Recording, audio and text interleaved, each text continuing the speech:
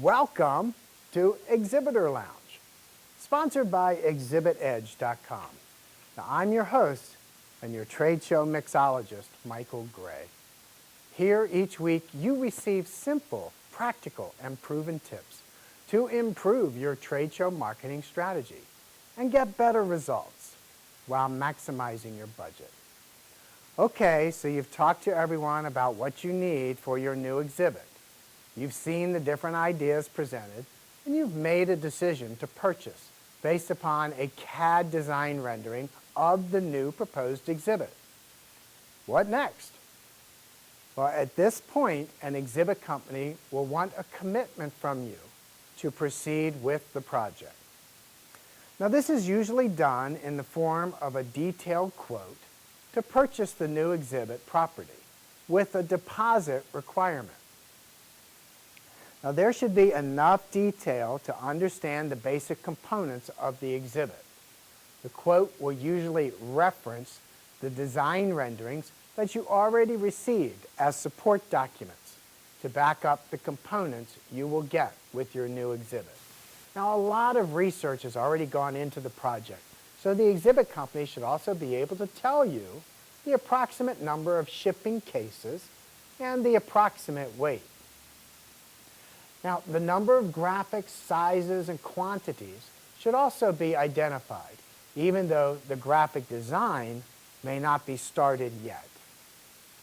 Now, the exhibit company will usually require a good faith deposit, on average of 50% of the total price. Now, this will cover all the design and project management work so far, as well as the detailing work and raw material orders to follow. Now, this is also a good time to lock in a milestone schedule, to have specific deadlines agreed to as the project continues. So what do I mean by a milestone schedule? Well, most likely you have a specific show in mind to debut the new exhibit property, or you may have a deadline to use existing funds by a certain date. Now, the deadline, it is the best way to establish a milestone schedule. The deadline is the end date, and you need to work backwards from that date.